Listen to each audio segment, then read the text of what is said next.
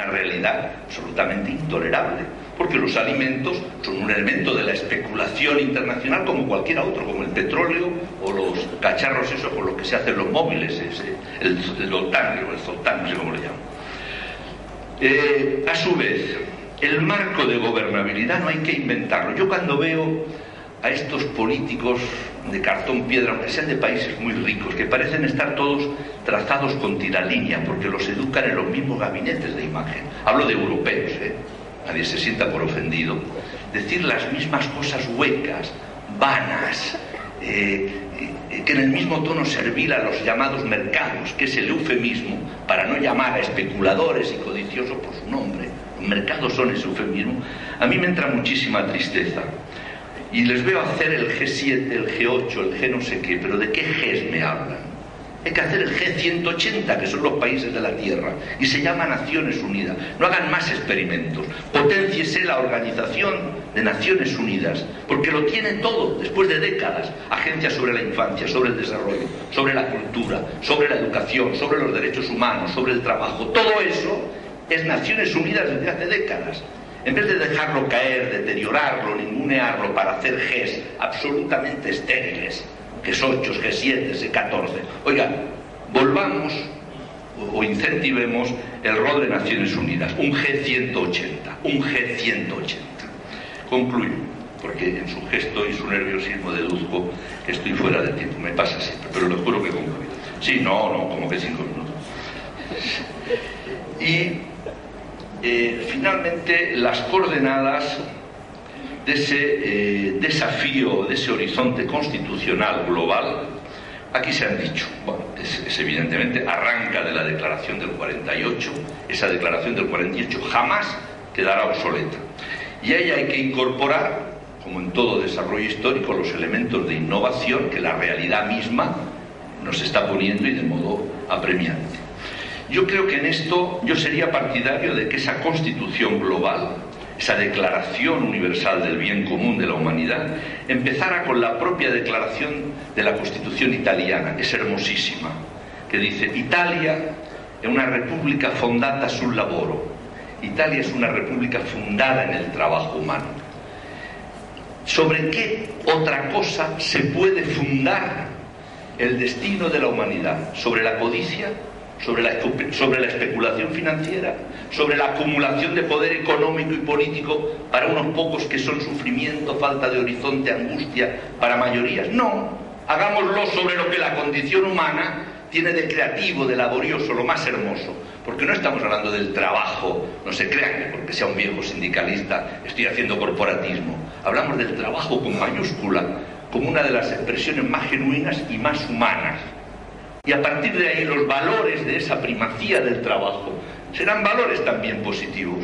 Por eso me encanta la introducción, el preámbulo de la Constitución italiana para trasladarlo a esta de ámbito global que nos ocupa. Y dicho esto, aquí habría que incluir literalmente la declaración del 48 en lo que tiene de liberal y libertaria, y la segunda mitad de la misma, que son tímidos e importantes, pero muy personalizados, muy individualistas, menciones a los derechos sociales colectivos. Esto tiene que ser desarrollado y tiene que ser formulado a la medida del inicio del siglo XXI, no a la mitad del siglo XX, que es de donde viene la declaración del 48. Estamos hablando de los derechos humanos de segunda y tercera generación, el trabajo digno, la educación, la salud, la protección social, la vivienda, el acceso al agua potable, etcétera, etcétera. Y yo creo que hay que enfatizar algunas cuestiones que hace medio siglo o poco más eran casi impensables y que ahora, digamos, impactan centralmente con cualquier proyecto de desarrollo, cualquier reto de sostenibilidad. El problema del medio ambiente, el problema de la erradicación, formulándola en texto constitucional, de esas peores formas, de las formas más aberrantes de explotación humana, los niños, las mujeres, el trabajo forzado, etc. Hay que formular un modelo de economía eficiente en el plano global. No somos tan estúpidos de pensar que sin una economía eficiente se puede construir justicia o redistribución social. Ok, Nosotros le llamamos economía social de mercado, no le llamamos economía marxista-leninista, le llamamos economía social de mercado. Lo sustantivo es el concepto social, lo funcional, lo instrumental es de mercado, como debe ser. Por supuesto que creemos en el mercado, son ellos los que no creen, los especuladores, los que trucan, los que violan las reglas, los que hacen las reglas falsas para ganar siempre. ¿Qué especuladores más lindos estos? Son gente que va al casino y lo tienen todo previsto para ganar siempre. Ustedes pueden perder. Está el tema de los pueblos indígenas, no es un tema baladí, y está el tema de las migraciones. En una sociedad global, si realmente lo es, si aspiramos a que esté todo globalizado, también y sobre todo lo humano, los temas de las migraciones, que se están manejando de una manera inmoral e inhumana en muchos casos, y un inmigrante es muchas veces y a priori un delincuente y alguien a perseguir, en esta perspectiva y en esta constitucionalidad de esta globalización para revertirla hacia lo humano y hacia lo social, el tema de las migraciones es central. Y finalmente el tema de la mujer, simplemente porque son más de la mitad de la humanidad y porque sintetizan seguramente las mayores expresiones de sufrimiento, porque esa mitad de la humanidad que son la mujer y las mujeres, en la mayor parte de los casos son pobres, son inmigrantes, son indígenas, no tienen empleo, viven en situaciones extremas de pobreza y a pesar de todo sobre ellas recae en muchísimos casos el destino de sus propios países a partir de los chicos, a partir de la economía, de subsistencia, etcétera, etcétera. Concluyo, estimados amigos y amigas, pidiendo disculpas seguramente por los excesos y exceso de pasión en detrimento del rigor que me caracteriza, y ya perdí el papel último, por lo cual no me puedo despedir. Esto es un problema, me van a llamar la atención. Yo quería decirles, yo sé que algunos de ustedes están pensando, este es un utópico, quien piensa así se lo agradezco. O están, este es un demagogo, están pensando otros. Lo entiendo, no iba a decir, lo reconozco. Les diré lo que acabo de decirles. Nosotros lo que estamos planteando no es un mundo de clones donde todos seamos iguales. No somos tan estúpidos. No somos tan estúpidos. Aparte que apostar por un mundo donde todos seamos iguales debe ser tan aburrido, tan invivible, tan inhumano. No. Lo que estamos planteando para constitucionalizar y humanizar esta globalización es un nuevo contrato social mundial donde haya una línea invisible, lo que llamamos la línea de la dignidad humana. Por debajo de esa línea de la dignidad humana no puede haber un solo habitante del planeta, no puede haber un solo ser humano. Por ser humano, justamente, la línea de la dignidad humana tiene que ver con su trabajo, con su educación, con su cultura, con su dignidad. Por debajo de esa línea no puede haber nadie. Hoy hay centenares de millones de seres humanos por debajo de esa línea invisible de la dignidad humana. Por encima de esa línea de la dignidad humana garantizada, es lógico que haya desigualdades funcionales. Tienen que ver con la cultura, con la geografía, con la condición humana del mayor o menor esfuerzo. Eso es lo que estamos planteando. Eso no es utópico ni demagógico. Insisto, eso es hacer posible lo necesario. Por encima de esa línea garantizada de la dignidad humana, la desigualdad que haya lugar, según países, latitudes, sectores, etc. Y si no lo hacemos por solidaridad, este mensaje sería a los poderosos, que son... No les gusta escuchar esto, yo lo entiendo. Si no lo hacemos por solidaridad y por sentido humano, hagámoslo por egoísmo inteligente. Porque ¿qué se creen? ¿Que esto va a aguantar mucho tiempo? ¿Ustedes creen que esto va a aguantar mucho tiempo? Si no hay un correctivo, un giro histórico profundo y radical en el manejo, la gobernabilidad de esta globalización, no crean que esto va a aguantar mucho tiempo. Miren, esta crisis terrible que está sacudiendo también los países extremadamente enriquecidos, ¿sabe que están saliendo a la cancha miles de millonarios, de gente riquísima que le dice a los gobiernos, qué vergüenza para esos gobiernos, dicen, por favor, súbanme los impuestos, quiero pagar más impuestos, porque si no, esto se viene abajo, esto colapsa, y yo me tengo que comer con papas mis fortunas, porque mi fortuna las tendré que vivir en cárceles de oro, porque el entorno será de violencia al haber y tratarse de entornos de extremada desigualdad y de extremada injusticia social. En Europa hay gobiernos que tienen que aguantar la afrenta de supermillonarios que les piden públicamente que les suban los impuestos, Porque son gobiernos, algunos de izquierda y progresista, la mayoría de derecha, que dicen que no es necesario subir los impuestos, bajémoslos, que el mercado se encargará de todo, lo regula de manera milagrosa todo. Ahí tienen los mercados, ahí los tienen, después de la caída del muro y de antes. Muchísimas gracias y disculpen.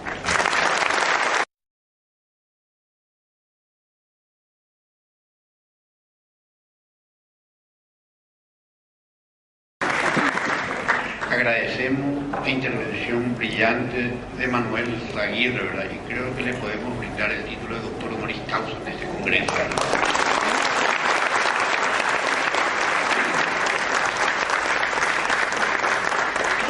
Destaco la presencia de una antigua luchadora de los derechos de las amas de casa, la doctora Leni Pane de Pérez Ramírez, que nos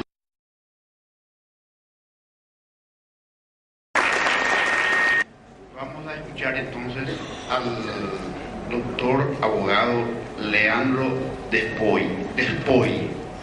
La evolución histórica de la protección de los derechos humanos.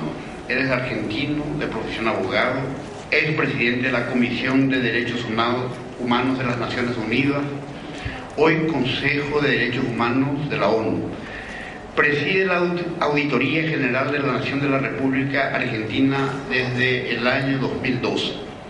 Reconocido jurista de trayectoria mundial en especialidades del derecho internacional y del derecho de los derechos humanos. Es experto independiente en la ONU y la OEA, entre otros organismos internacionales. Fue abogado defensor de presos y perseguidos políticos en la Argentina, debiendo exiliarse en Europa entre 1975 y 1983. Actuó en el fortalecimiento institucional de países de la región que dejaban las dictaduras. En la década del 90 llevó a cabo misiones de cooperación internacional, Rusia, Haití, Paraguay, entre otros países. Con usted entonces tenemos las palabras de Leandro Despoy.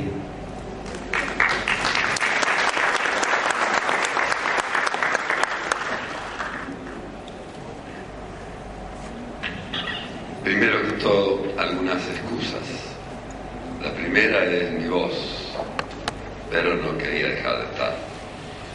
Entonces, como sea, aun cuando puede pasarme que no llegue a decir todo lo que quiero decirles, no puedo dejar de venir. Y les digo que vengo con un sentimiento muy grato, cálido, porque vengo a un Paraguay que lo veo reedificándose sobre una institucionalidad después de aquellos años tan dolorosos, en donde el Paraguay era símbolo del ostracismo, de la ruptura, del aislamiento, de la dictadura.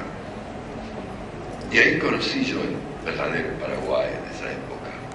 Compartí con algunos paraguayos el exilio, ahí conocí mucho y me hice muy amigo de Roa Bastos y de tantos otros que han después tenido una vida institucional, han hecho su aporte. Pero después, cuando se produjo el regreso a la democracia en Argentina, Alfonsín me encomendó que me ocupara de la situación de los paraguayos exiliados en Argentina, un gran número, en ese momento éramos pocos. Y algunos de ellos pudieron regresar, quedarse, otros. Después vino la institucionalidad. Recuerdo que yo era el fiscal de las Naciones Unidas del Paraguay, de Stroessner. Y recuerdo la alegría con que festejamos su caída. Y después, cuando terminó el proceso democrático con Alfonsín, vine al Paraguay a colaborar en las actividades de reconstrucción de la temática de los derechos humanos. No sé cuánto habré hecho, pero sin duda mi vida está marcada por la vida de los paraguayos. Entonces les hablo casi de una intimidad mutua, porque también viví vicisitudes importantes, acá recuerdo ese intento de golpe, y entonces individualicé a las personas que hoy nos reciben. Ligia, nuestro querido Res, Ya les contaré cómo los conocí y qué patrimonio común tenemos para compartir. Porque entiendo que hay que escribir. Es muy importante que se sepa qué pasó en el Paraguay, cómo nació la democracia, en qué pilares se apoyó, qué rol jugaron los organismos de derechos humanos, qué rol jugó doña Coca Lara de Castro. Personas que yo era embajador de las Naciones Unidas y recuerdo que me acercaba a ella y le decía: Coca, ¿y ahora? Me dice: mirá, dice, voy a volver, seguramente me van a detener, pero yo quiero decir lo que pasa en el Paraguay. Y venía, y tenía una colección de cachorros chicos, y la detenía. Y luego volví a salir, y la volví a encontrar en el exterior, llevando su testimonio. Mis primeras palabras es para decirle que ustedes tienen un patrimonio muy importante. Sepan disfrutarlo, sepan inspirarse en él. Aquí con Res tienen un hombre de una estatura no solo nacional, sino también latinoamericana y mundial. Yo tengo por propósito hablarles muy libremente de algunas reflexiones, pero como ya han intervenido algunos oradores anteriores, siempre me sustraen. Tengo la ventaja que con Belisario dos Santos tenemos un viejo pacto. O sea, el que habla primero dice las cosas, después vengo yo o él y dice: adhiero a todo lo que él dijo, hago mío eso. ¿Se imaginan ustedes que la gente ya antes de que empiece a hablar me empieza a aplaudir? Y también quiero decirles que la reflexión sobre la globalización es un tema que merecería una reflexión desde distintos ángulos. Yo voy a tratar de hacer solo 3 aspectos y después quiero volver de nuevo al Paraguay, porque si he venido así en estas condiciones porque no quiero privarme de decirles a ustedes lo que hemos vivido acá. Y yo creo que para situarse en un hecho histórico como fue la Declaración Universal, habría que ver de qué mundo veníamos. ¿De qué mundo veníamos? Hay una imagen que a mí me ha impresionado, me ha acompañado toda mi vida. Antes de la Segunda Guerra Mundial, antes de que Alemania invadiera Polonia, Checoslovaquia, en una reunión de la Sociedad de las Naciones, estaban reunidos las distintas delegaciones y de una manera un poco imprudente o atípica de la época, resulta que hay un grupo de expertos que habían producido un informe sobre las minorías polacas en Alemania, donde hablaba de las violaciones graves de los derechos humanos de esa minoría, y quisieron pasar a tratarlo. Entonces Goebbels, entonces ministro de la propaganda y del turismo, nada más ni nada menos este hombre, de la propaganda, le dijo: pero para un minutito, pidió la palabra y dijo: mire, esto es un error muy grande. Nosotros como Alemania nunca vamos a aceptar que aquí en un organismo de Naciones Unidas pueda hablarse de minoría, de derechos humanos o de cuestiones que conciernen exclusivamente al Estado alemán. Como intentaron continuarlo, Goebbels, acompañado por varios guardaespaldas que llevaban armas, insistían en interrumpir la palabra. Como no pudieron interrumpir la palabra, Goebbels se retiró de la asamblea y luego comunicó a la Sociedad de las Naciones que Alemania se retiraba de la Sociedad de las Naciones. Y ustedes saben que luego de esa oportunidad, el derrumbe de la Sociedad de las Naciones marcó con la invasión inmediata de Checoslovaquia, Polonia, y luego desde ahí la mayoría de los países de Europa, transformando el occidente en una verdadera hoguera de sangre. Esto fue la historia, uno de los aspectos para relatarles el mundo en que vivíamos. En ese mundo no se podía hablar de un Estado que violaba los derechos humanos, no se podía hablar de un Estado Los estados eran absolutamente libres y autónomos para reconocer los derechos a sus súbditos, o bien, una vez reconocidos, respetarlos o no respetarlos. Todo injerencia interna era evaluada como un rechazo, como una merecía, era un acto de agresión y debía ser prácticamente conculcado, rechazado, y daba lugar a eso. Recuerden que Hitler en esa época decía: los pactos se cumplen hasta que se dejan de cumplir. Esta era la pacta sunt servanda del mundo en el cual